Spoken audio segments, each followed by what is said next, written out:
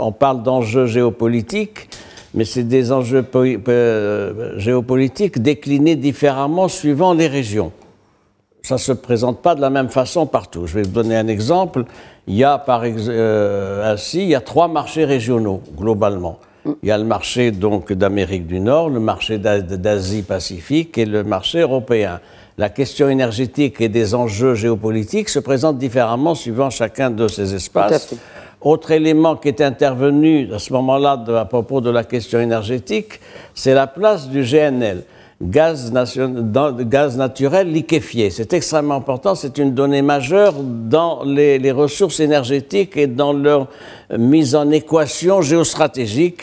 Il y a 20 ans, une vingtaine d'années, le GNL, c'était 26% des échanges.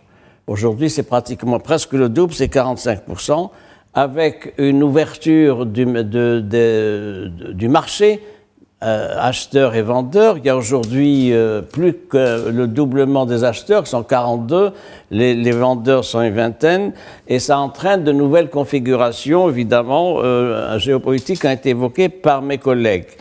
J'y ajoute un autre élément qu'il ne faut pas ignorer, c'est que, outre la concurrence et la compétitivité pour ce qui est de cette ressource énergétique, gaz-pétrole, mais on parle du gaz en l'espèce, il y a aussi l'enjeu géopolitique qui se pose pour ce qui est de la maîtrise des mers et des océans.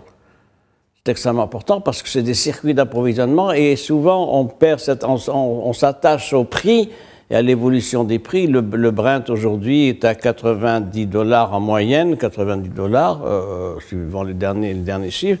On s'attache beaucoup plus à cette question des prix, de l'évolution du Brent et du baril américain, etc. On ne prend pas suffisamment en compte, me semble-t-il, les risques de transport, c'est-à-dire la dimension géostratégique de l'approvisionnement, la maîtrise des mers et des océans.